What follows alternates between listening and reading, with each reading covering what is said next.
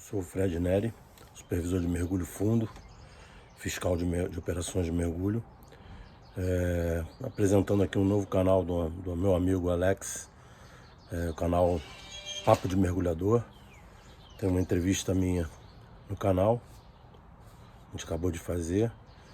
E tem o link aí do canal para vocês acessarem essa entrevista e valorizar essa nova iniciativa aí, que é importante para a categoria do mergulho. Agora são 2 canais de mergulhos aí, o meu, esse canal que vocês estão assistindo, e mais agora o do comandante Alex.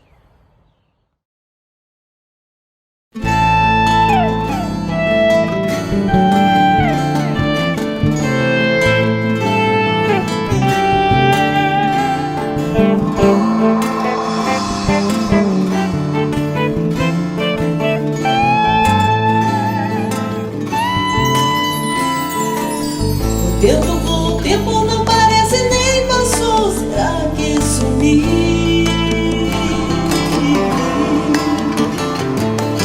A vida para, nem eu sinto se o vento sopra, já soprou.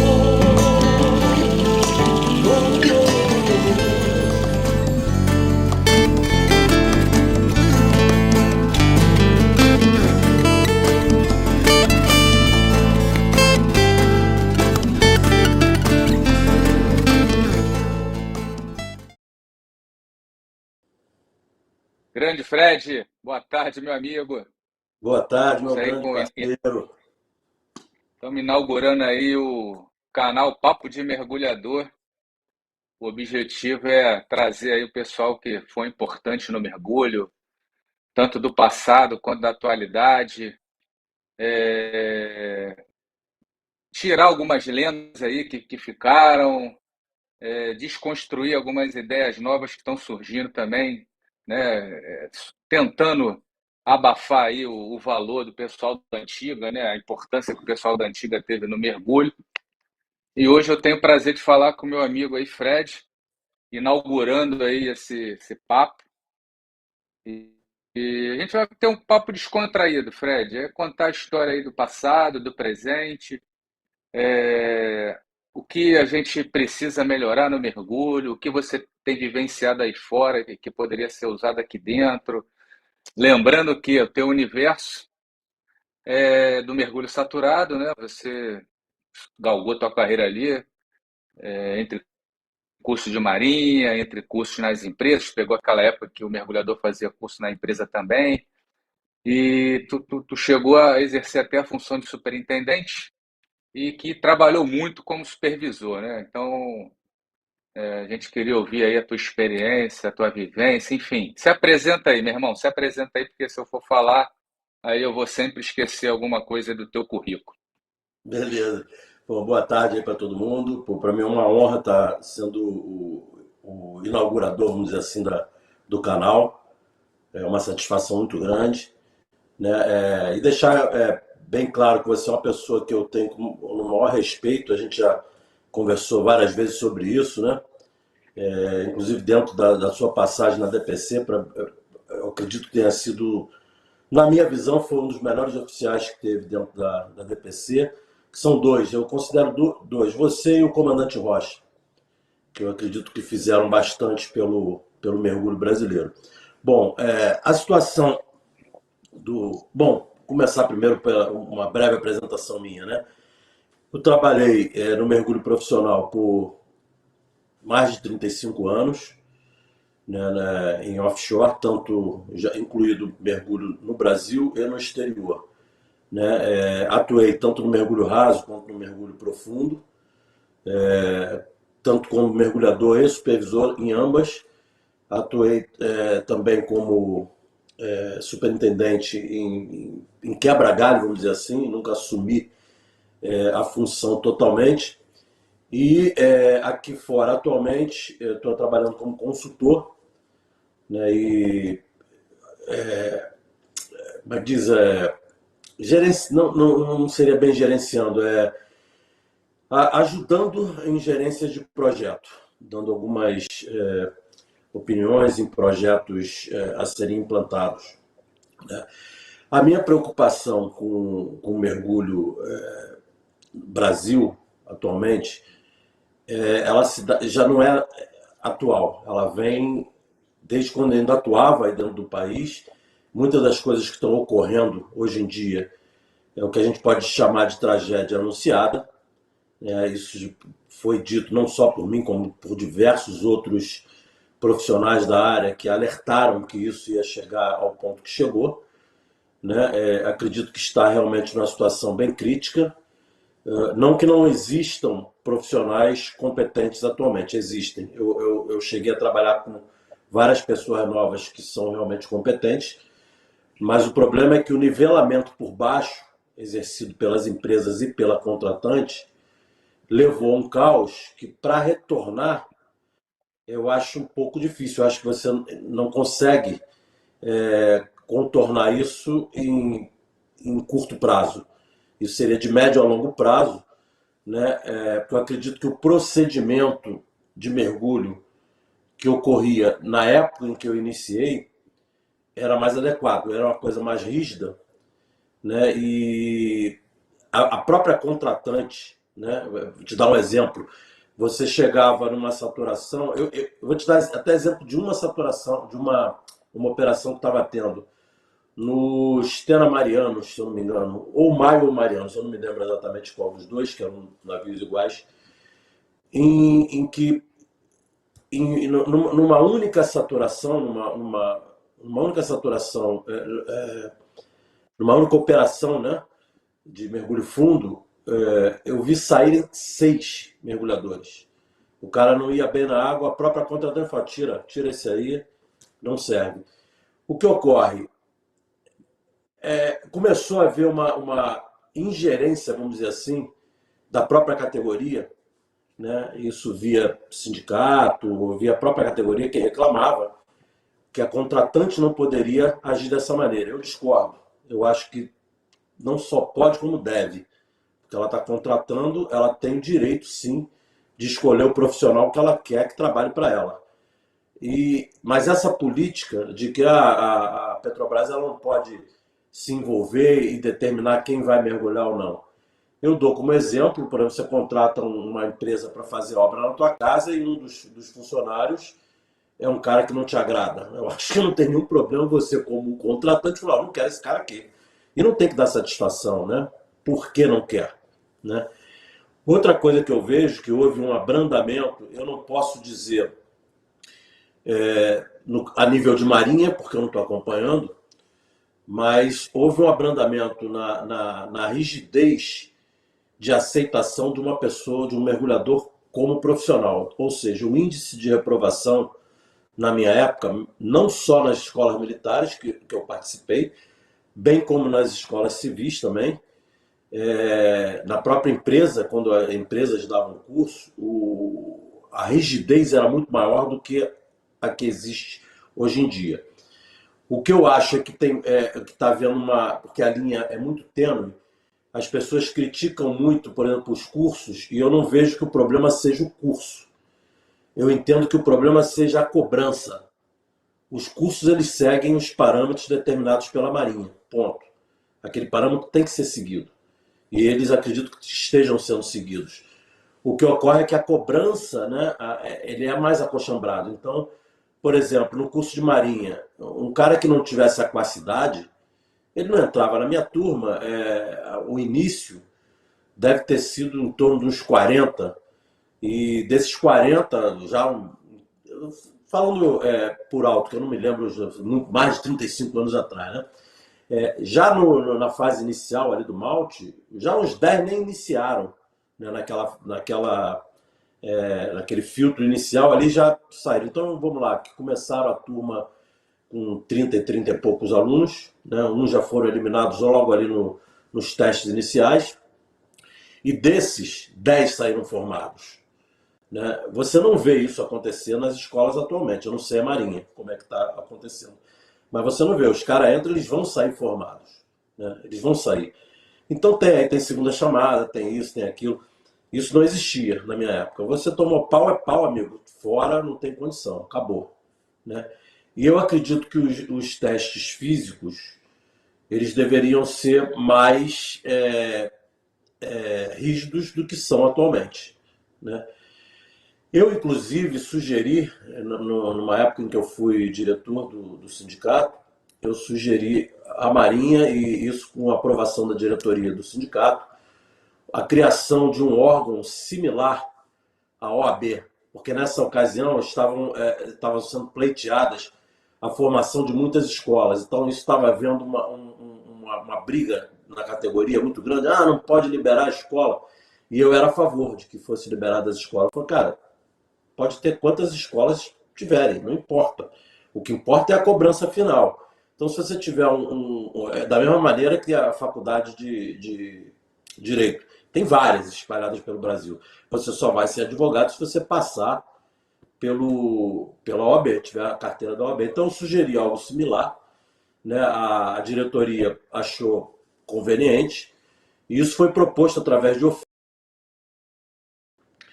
E recebemos a resposta do almirante, que eu não me recebo o nome, de que não seria viável, porque não teria como fazer as avaliações. Então tem toda uma explicação técnica, né, do porquê não poderia fazer dessa maneira. E o sindicato, inclusive, se ofereceu a ajudar, né? Eu acho que seria uma coisa bem viável, né? A gente precisava do lugar, né? E eu não acho que tenha que ser... talvez o almirante tenha entendido errado, não sei, que a gente queria que a Marinha fizesse, não era bem isso. Era uma coisa mista, né? E que se pudesse avaliar melhor o mergulhador, porque é uma das profissões mais perigosas. Então não pode haver esse protecionismo que essas novas leis, em todos os sentidos, em todas as profissões estão surgindo, de abrandamento em cima de tudo. Eu vejo da seguinte forma, eu cheguei a ver nos cursos que eu fiz na Comex, a gente é obrigado a fazer, eu acho fantástico, curso de primeiros socorros, inclusive com plantão. Eu fazia plantão na emergência do Salgado Filho, sexta-feira à noite. Já viu como é que é, né? Já viu, o bicho pegava. E tinha mergulhadores que não podia ver sangue, desmaiava. Eu era daquele radical, falava, meu irmão, tem que afastar esse cara. Mas o cara já tem tantos anos de carreira, como é que você vai tirar o cara? Eu quero saber, você bota o cara ali dentro, você precisar resgatar alguém. Vai desmaiar com sangue, você tem dois problemas, né? Qual é a tua sugestão? Eu falei, a minha sugestão é que você bote ele para ver sangue até ele se acostumar, que isso é questão de costume, né? Se ele está desmaiando com sangue, não é exclui o cara, prepara ele para que ele acostume a ver o sangue. Vamos lá. Fala. Falou aí? Você fazia assim, aí eu parei de falar e aí travou tudo. Então vamos lá, teve esse probleminha técnico aí, a gente já mudou aqui de rede, vamos ver se a gente consegue agora. Mas manda aí, meu irmão, então você verificou isso tudo aí ao longo da tua carreira, viu que a gente precisa meio que nivelar, né, numa estratégia aí ao final do curso, né, o mergulhador ter uma referência, né, tu citou até aí a OAB, mas o mergulho é diferente, né, Fred? O mergulho você tem que ter a parte teórica, mas também tem que ter a parte prática, que eu acho que no final é o endurance aí que às vezes pode estar fazendo falta lá fora, ou no mergulho no offshore, ou no mergulho em usina hidrelétrica, enfim. O que a gente pode melhorar isso aí, na tua opinião? Bom, eu, em princípio, sim, eu acho que os dois são importantes, tanto a teórica quanto a prática, mas no campo a gente vai dar mais ênfase realmente, em princípio, o mergulhador que está iniciando, a prática. E tanto que muitos deles vão até esquecendo um pouco da teoria, né?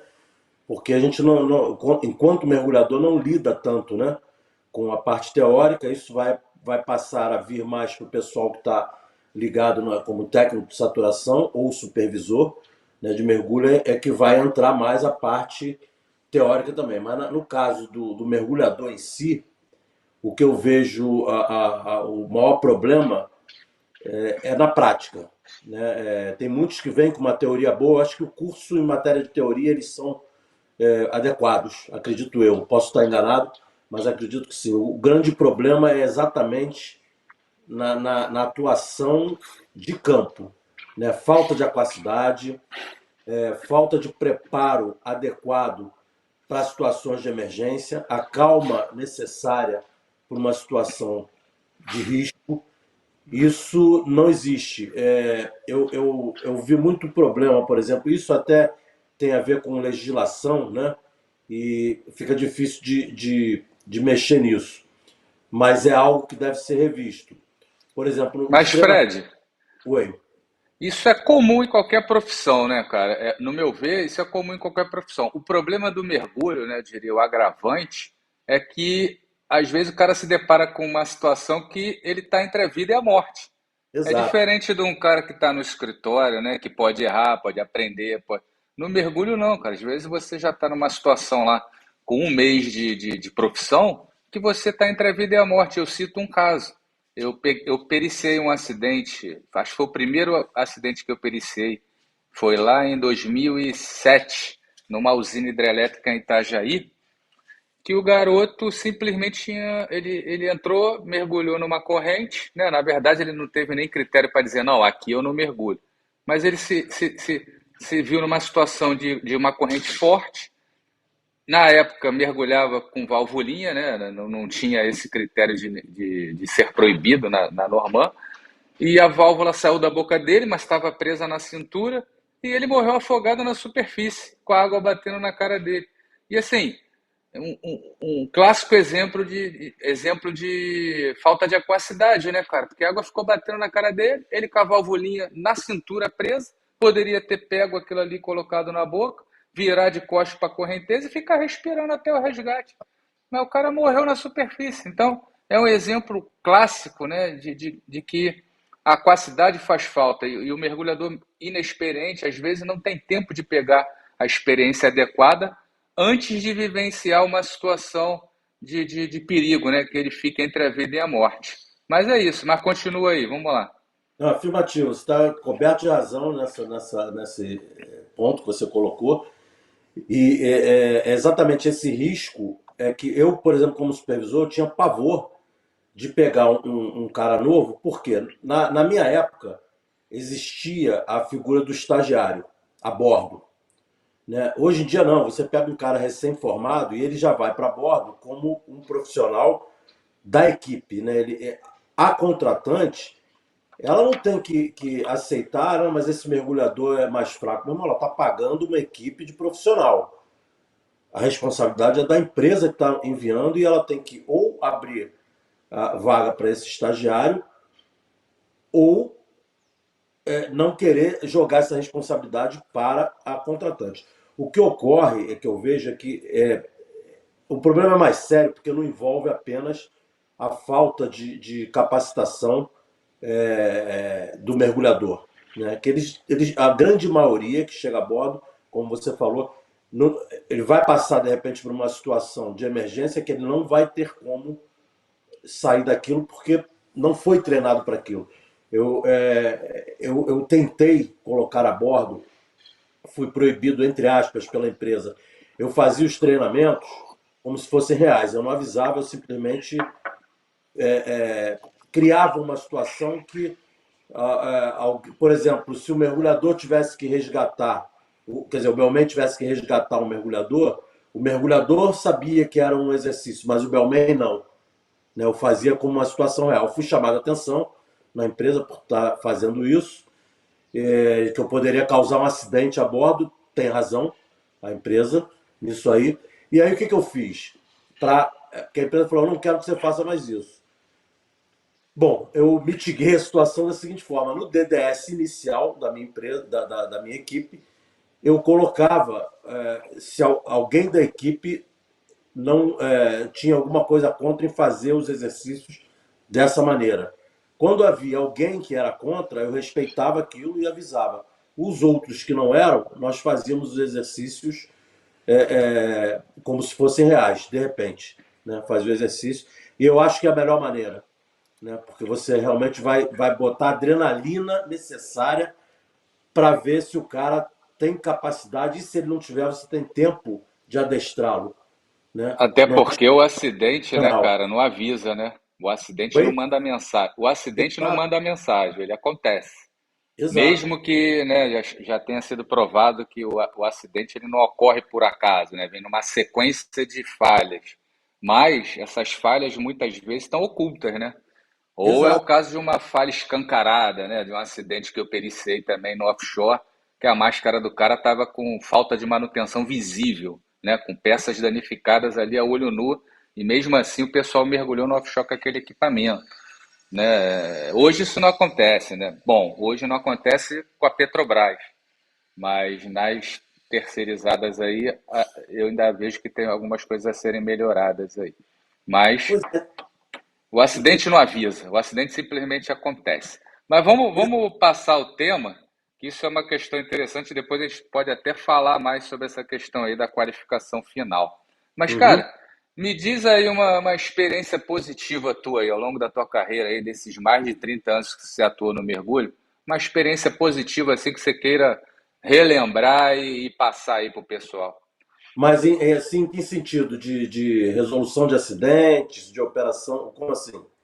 No geral, cara, na tua operação lá, alguma coisa que você achou que, pô, isso aqui valeu a pena eu ter feito isso e surtiu resultado. Pode ser ao evitar um acidente, pode ser numa mudança de procedimento que gerou bons resultados no futuro, enfim.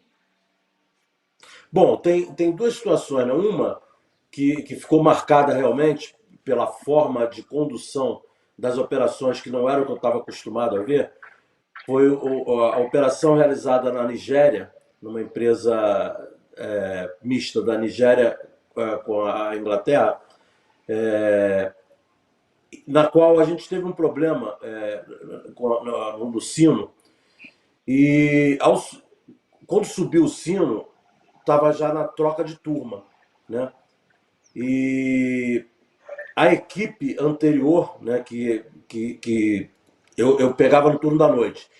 Então eu entrei já pegando o problema do sino. A outra equipe que estava largando o turno, eles não saíram ninguém, nem o supervisor, nem os mergulhadores. E isso não foi pedido, né? O supervisor não pediu a ninguém, ele ficou comigo ali, né? E os outros mergulhadores ficaram todos até terminar o problema. Foi uma coisa que me marcou. Depois eu fui questionar, falei, pô, vem cá, não vai sair ninguém do turno?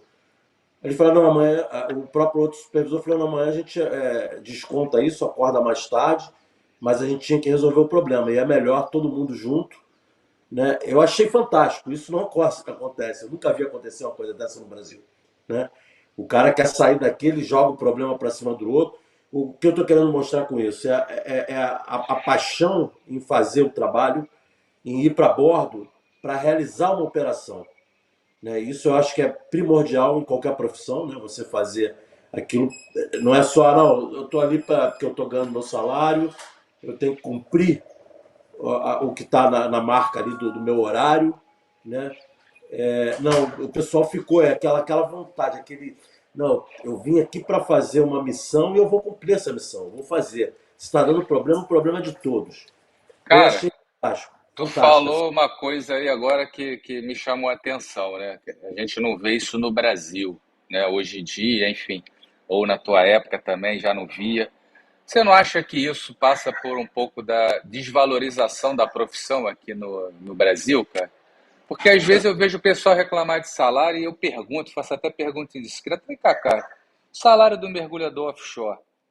Aí o cara às vezes fala, cara, a gente está aqui, vai para o mar, se arrisca, e às vezes os nossos vencimentos são menores do que um cara que está sempre em terra, que não precisa jogar a vida em risco ali, não precisa sair da unidade, enfim. Eu acho que isso passa um pouco pela desvalorização da profissão que ocorre aqui no Brasil. O que tu acha disso? Concordo plenamente com o que você está dizendo, né? Inclusive eu comentei isso no início, né, do nivelamento por baixo, né? E aqui fora a valorização em todos os sentidos ela é muito maior, inclusive da sociedade, né, em relação ao mergulhador. Você diz aqui fora que você é um mergulhador, as pessoas te olham com admiração, o que não ocorre aí dentro. É questão cultural, né? E outra coisa Não, mas aí eu tenho que fazer uma ressalva aí. O mergulhador dentro da Marinha, né? O mergulhador da Marinha, ele é bem valorizado na tropa. É como se sim, fosse uma atividade de elite. Não é operações especiais, né? Como o mergulhador de combate, mas o mergulhador escafandrista ele é muito bem visto na tropa. E é diferente, às vezes eu chego a bordo de uma unidade, né? Uma plataforma, um navio de mergulho, enfim. Exceto os navios de mergulho fundo, né? Aqueles que a atividade da unidade é mergulho. Mas quando tu vê mergulhador embarcado numa unidade que não é específica de mergulho, tu vê uma certa discriminação com os exato, mergulhadores. Eu exato, sinto isso. Eu, como auditor, eu sinto isso, né? Porque é sempre nos piores camarotes, é, no horário que você vê lá, quando tem segregação de horário de refeição, o mergulhador está sempre naquele horário pior, está sempre deixado de lado. E eu sinto essa grande diferença, né, que eu tinha de admiração dentro da Marinha, como mergulhador. Aqui fora eu vejo o oposto, cara. exato. Qual é a tua opinião sobre isso aí, cara? Qual é a causa disso, cara? Bom, eu acho que parte primeiro do próprio mergulhador e talvez do próprio nível cultural que foi caindo, né, do mergulho, né? E outra coisa, aqui fora, né, isso tem um impacto muito grande. Se não é bom, o mergulho é uma questão. O cara vai ter que se privar de várias coisas de uma profissão comum. E aqui no exterior, se você não tem vantagens para estar naquela profissão, você parte para outra, você vai ter uma vida bacana em outra profissão. O que não é o caso do Brasil. Né? Você vai partir para o quê? Um cara que se formou em mergulho, ele vai atuar em quê? Aí? Não tem. Aqui, se você for trabalhar numa loja, você vai ter uma vida digna. Né? E outra questão que eu acho primordial nisso, que eu acho que faz uma diferença total, é exatamente aqui, por exemplo, aqui a forma de contrato normalmente é lump sum, né? Que é contrato por empreitada. Um tipo de contrato desse, a empresa se obriga a contratar o profissional melhor que ela tem, porque é ali onde vai ter o lucro dela. Quanto mais ela já está com o trabalho pago, né? Com a obra paga, quanto mais rápido ela terminar aquela obra, melhor para ela. O lucro vai ser maior que ela vai Aí é ter. questão de. Ela visa a produtividade, né? Exato. E isso faz com que, para você ter o cara melhor, você vai ter que ter benefícios para esse cara. E como eu te falei antes, né, do pessoal aqui tem uma cultura de valorização maior, isso influi. Né? Aqui fora, por exemplo, quando você entra na imigração, né, você está viajando, qualquer pessoa, você está viajando, o oficial de imigração, isso não é só nos Estados Unidos, tá? Em vários outros lugares a mesma coisa. Ele pergunta o que você faz, se por acaso ele perguntar qual é a tua profissão, você disser que é um mergulhador profissional, ali já muda o tratamento a você, pelo próprio oficial de imigração. Por quê? Geralmente, aí vem o que você falou, esses oficiais geralmente passaram por uma atividade militar, eles sabem o valor que é um mergulhador militar. O offshore aqui é uma profissão valorizada, então tudo isso já faz com que a própria sociedade veja com outros olhos. No Brasil, a própria a contratante, vamos dizer, as contratantes, elas tinham o interesse de diminuir esse potencial, né, de admiração pelo mergulhador para pagar menos. É uma tática deles que durante um tempo funcionou, né, é o nivelamento por baixo e que agora eles estão pagando um preço alto. Então Né? é uma questão cultural, né? Questão Exato. cultural que precisa ser revista e principalmente é uma questão que vem de dentro para fora, né? Os próprios mergulhadores têm que buscar essa valorização aí. Eu entendo. Afirmativo. E isso Então, é muito difícil porque hoje em dia o mercado tem muito mais mão de obra disponível. Na minha época, era mais fácil de você ser uma pessoa mais rígida do que atualmente, porque você saía de uma empresa, a empresa tinha várias querendo o teu trabalho. Hoje em dia não, você tem uma quantidade de mergulhador muito grande, os caras têm medo. Né? Eu vi supervisores, eu cheguei a embarcar No caso eu como segundo, eu não vou citar o nome aqui, apesar de ser um elogio, mas eu não vou citar o nome. Eu estava como segundo supervisor, né? E teve um problema desse de camarote que você colocou aí, né? E colocaram a gente num container, pô, um lixo. E eu não gostei, mas eu era o segundo, né? Eu falei, pô, o primeiro supervisor chiou na hora e falou assim, ó, a equipe não vai ficar aqui nesse container. Ou você arruma vaga em camarote interno, ou pode desembarcar a equipe inteira, né?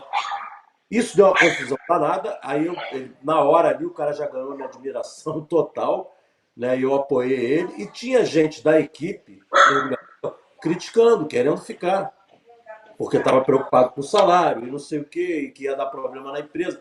Eu até comentei com alguns mergulhadores, eu falei, cara, se der problema vai dar para mim e para o cara que somos os supervisores, não para vocês.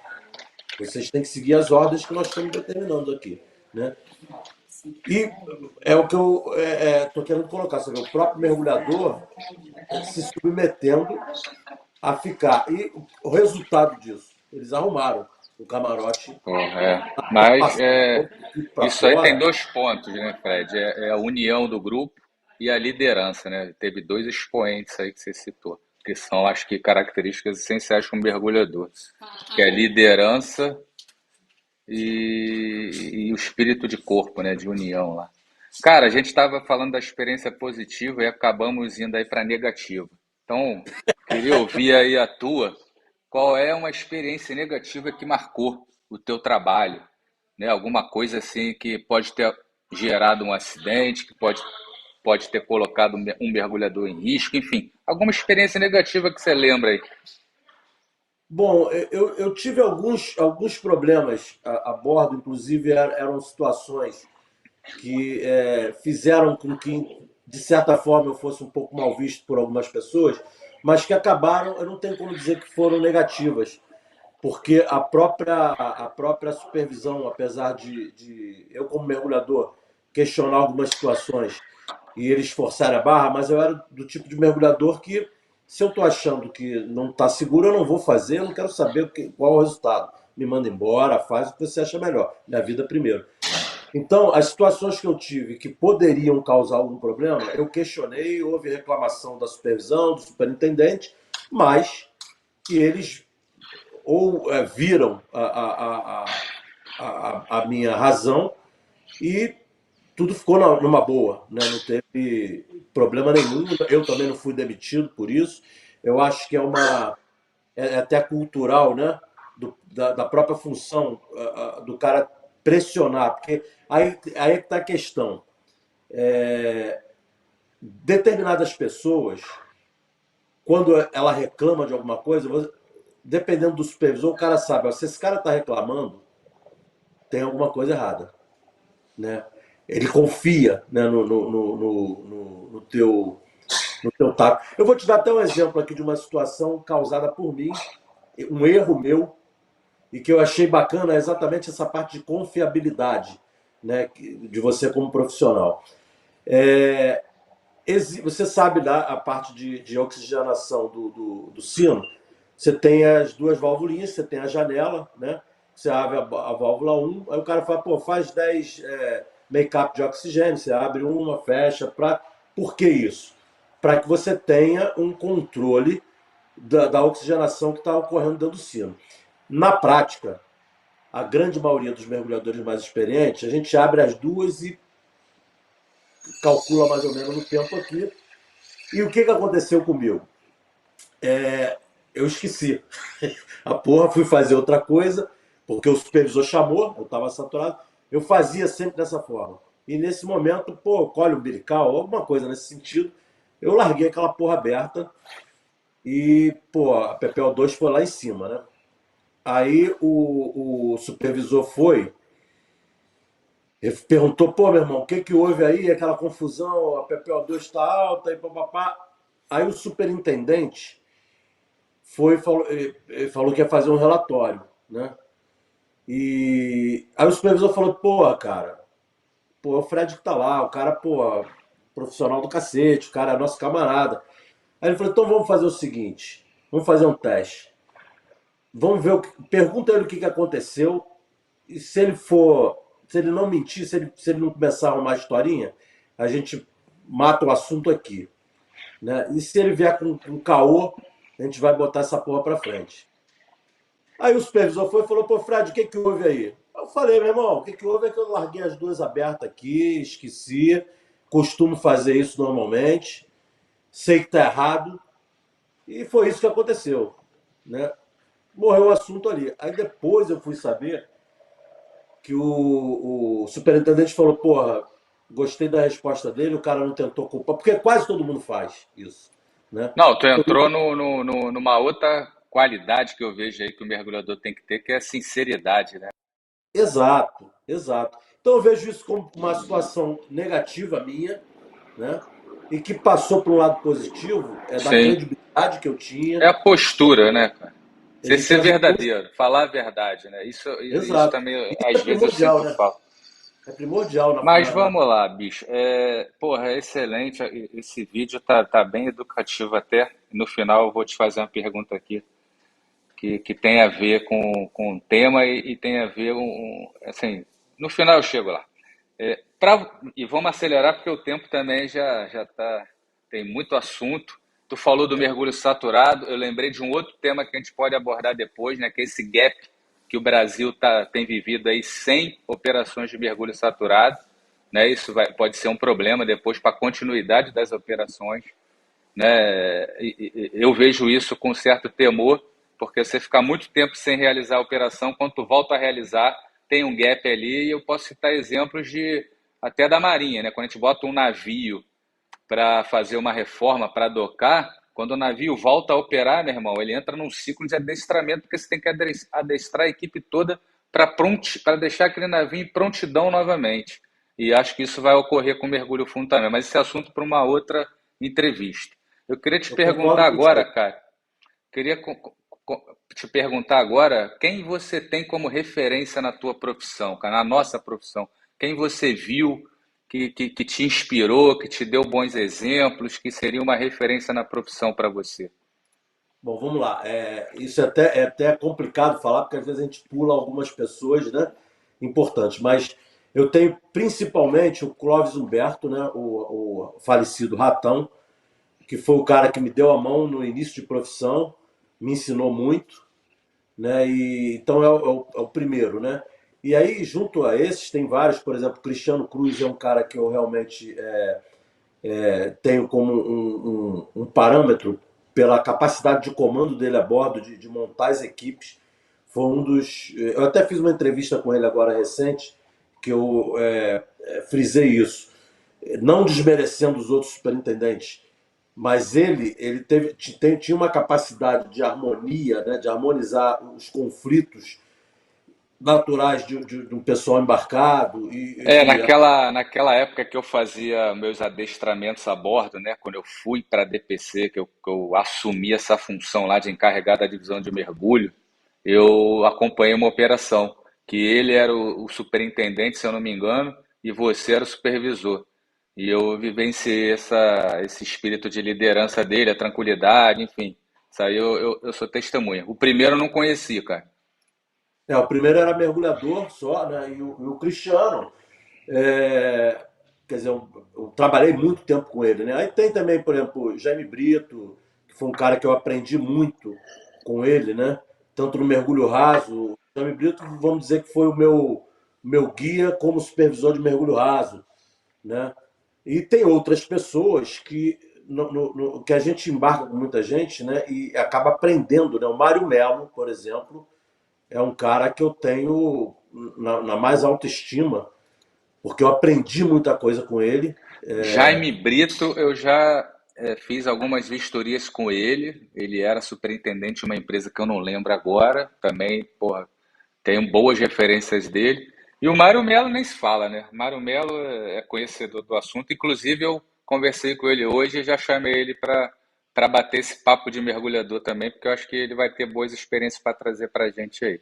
Não, é excelente. O Mário Melo, para mim, é top, né? O cara é uma enciclopédia, né? Na área do mergulho, né? E eu iniciei, vamos dizer assim, a minha carreira com o Mário Melo como supervisor, né? E logo depois ele foi a superintendente e, por sorte minha, a gente acabou indo pelas mesmas empresas, né? Quando acabava um contrato, eu ia para a mesma empresa que ele estava e aprendi muita coisa com ele, né? Vander Lúcio é outro, né?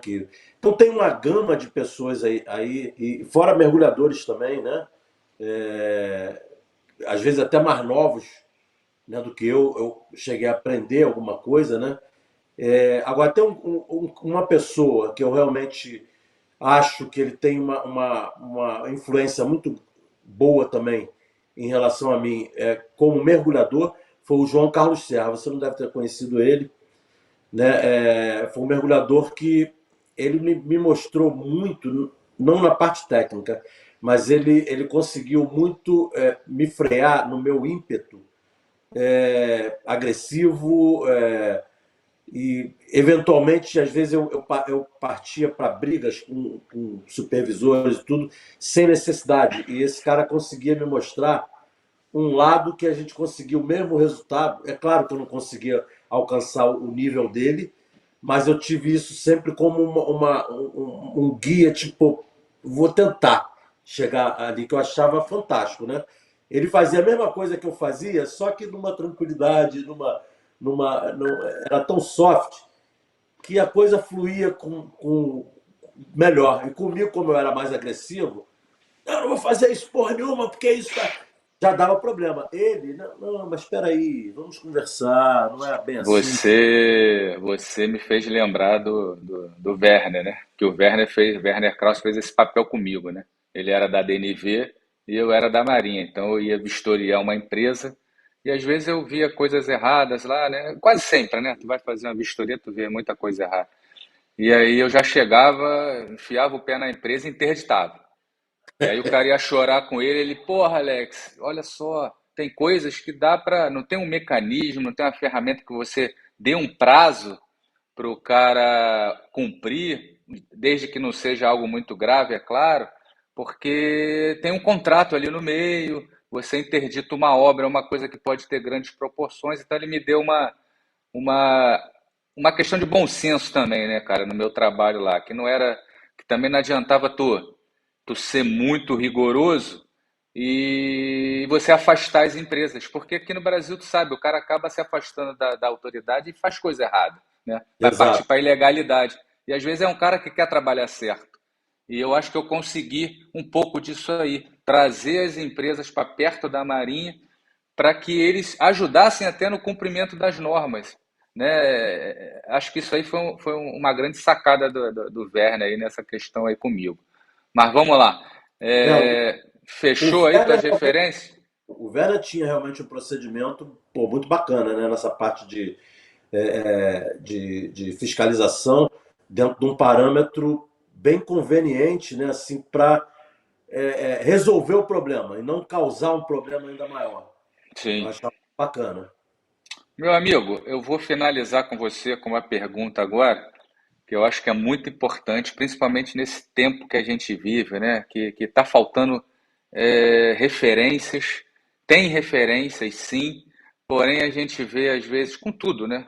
Essa cultura de você querer apagar o passado, né? Você não dá valor àquele que veio lá atrás na história construindo aquilo tudo para que a gente tivesse hoje um mergulho um pouco mais seguro, por exemplo, né? Que eu ouço histórias do tempo que você fazia testes lá com mergulho com mistura na obra da Ponte de Niterói e muitas pessoas quase morreram ali, alguns morreram de fato fazendo essas experiências, só que hoje a gente vive outra realidade. E o motivo desse canal, desse bate-papo, é justamente não deixar esse gap. Você citou várias pessoas aí, só um que eu não conheci, dois que eu não conheci, né? O primeiro e o último. Mas os demais eu conheci. E se você deixar esse conhecimento para lá, vem outros, tomam como se fosse o autor, né, do agora, né? Não, agora eu sou responsável por isso e eu resolvi o problema. Esquece o que veio lá de trás para que hoje tivesse essas ferramentas de melhoria, né? Para eu ter feito o meu trabalho lá na DPC, como você citou, teve o comandante Rocha lá atrás, fazendo lá a sementinha dele. Depois veio o comandante Crisóstomo, já falecido também, que também plantou uma sementinha ali do mergulho, e depois veio eu. E agora está lá o comandante Vicente, está o comandante Sérgio, passou por lá o Fraga, mas tem que ter essa sequência, né, cara? É igual agora, pô, alguém chegar lá, não, o trabalho do Alex não serviu para nada, vamos fazer daqui para frente. Eu acho isso chato, né? Uhum. Não é o caso, não é o caso, mas é bom a gente sempre relembrar, né, que pô, para ter o Fred agora contando essa história, passou lá o Mário Melo, né? Passou o Cruz, qual é o nome dele, o primeiro eu esqueci, não sei se foi o Cristiano. Cristiano Cruz, né? Porque faz parte da história ter esse reconhecimento para o passado, né, cara? Então eu queria te perguntar, cara, eu queria, na verdade, não é uma pergunta, eu queria que você desse um conselho para esses novos mergulhadores que estão vindo aí, né? O que que ele tem que ter como base, né, para ele ser um bom profissional de mergulho, né? A gente passa por umas questões aí de álcool, né, que é uma realidade do mergulho, drogas é uma realidade do mergulho, isso me preocupou muito, né? Teve um acidente que eu periciei que o cara levou maconha para fumar no bolsão de ar embaixo de um pia. Aí tirou a KMB, tá lá no baseado dele, o supervisor chamou ele na fonia, ele não respondeu, puxa o cara. Puxou o cara veio bebendo água, né? Saiu do bolsão, já bebeu água até em cima, foi internado, quase morrendo e teve uma pneumonia, que entrou água no pulmão dele. Quer dizer, é uma questão cultural, né? Uhum. Resume isso tudo que você falou aí da valorização, que a valorização passa pelo próprio mergulhador, mas acho que um conselho teu para essa nova geração que está vindo aí, eu acho importantíssimo, cara. Bom, o primeiro, até em cima do que você está colocando, né, é a responsabilidade da profissão. Você tem que ter ciência do risco.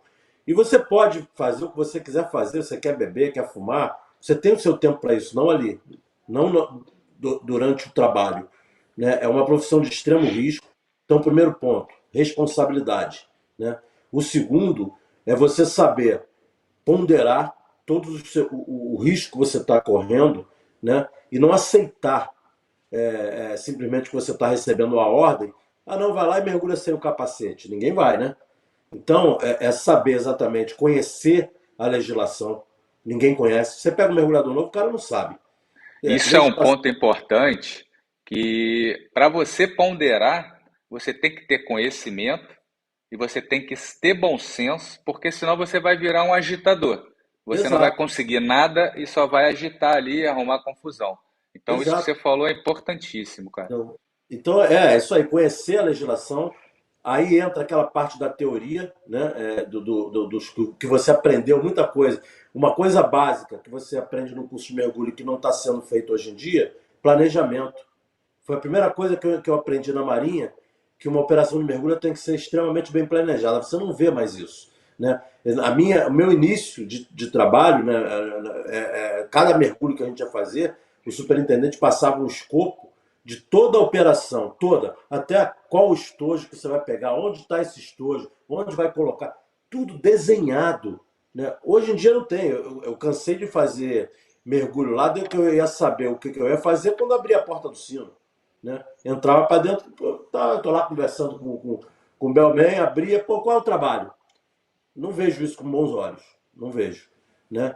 Então é isso, o cara tem que ter um pouco mais de responsabilidade e cumprir o que ele aprende dentro do curso e principalmente ter fundamentação. Você tem que saber a técnica e as leis, porque são as coisas são os dois pilares que vão te dar argumentos suficientes para você contestar um supervisor ou um fiscal. Não, eu não posso fazer isso porque artigo tal da lei tal, a Norman diz isso, isso, isso e isso.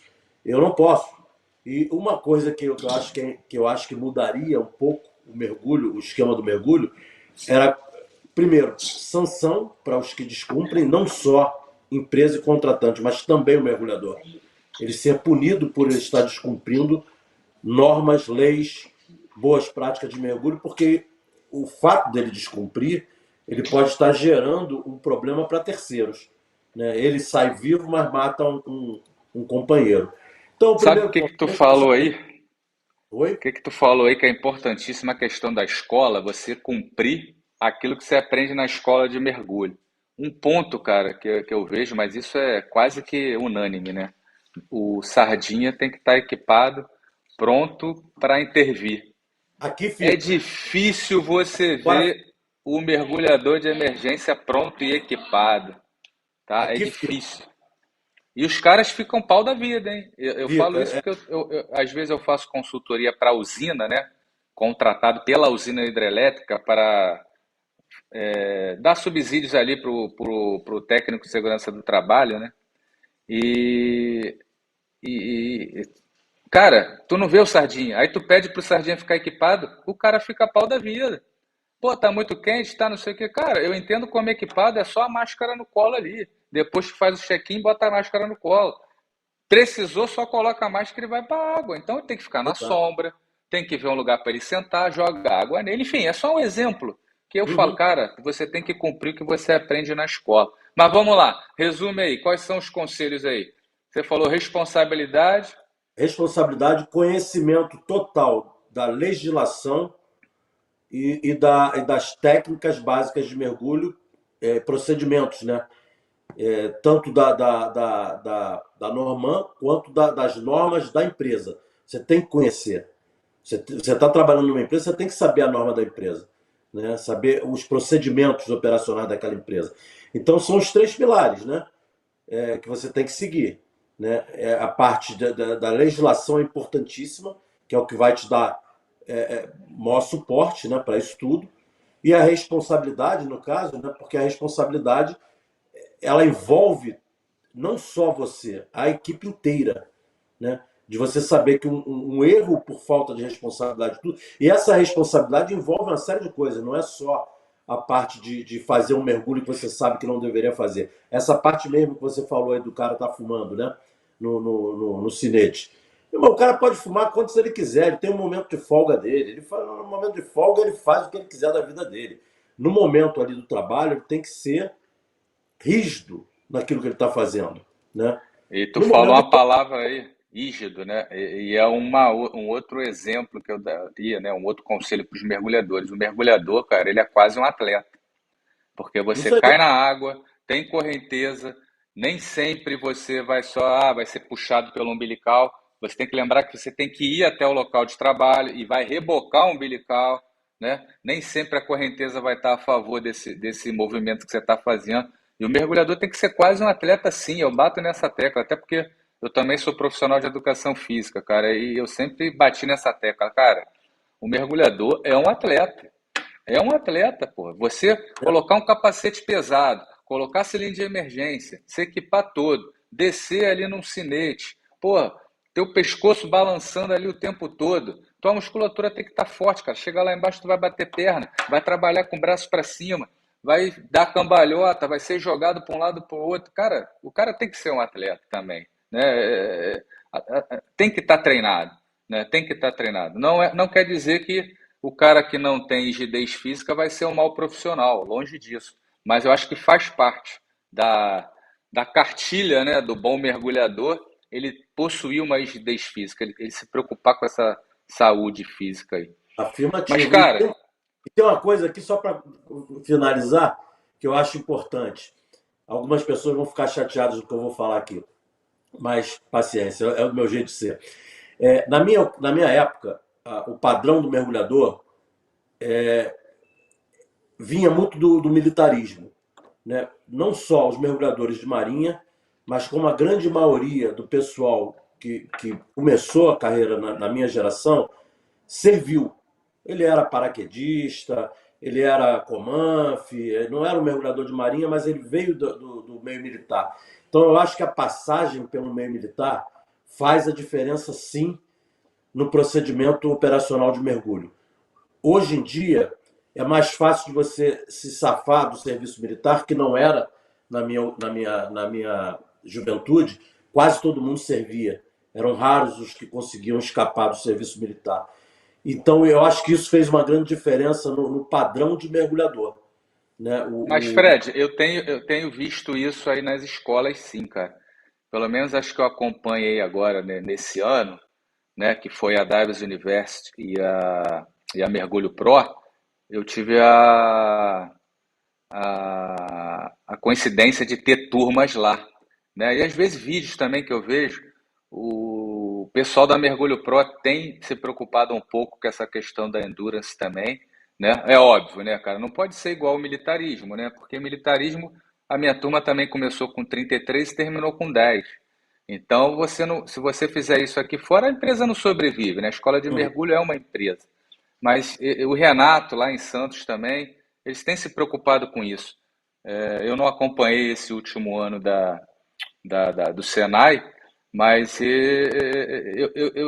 vi que tinha essa preocupação também, né? Eu acho que é, a gente não pode comparar, né? Porque são escolas diferentes, propostas diferentes, aplicações diferentes, mas tem que ter um pouco sim dessa exigência física e psicológica Uhum. dentro das escolas de mergulho, porque a partir do momento que você entra na água, meu amigo, é uma operação real. É uma operação de mergulho como qualquer outra, né? O mergulho de um navio de guerra ou o mergulho a partir de uma plataforma de petróleo, a água é a mesma para os dois, cara.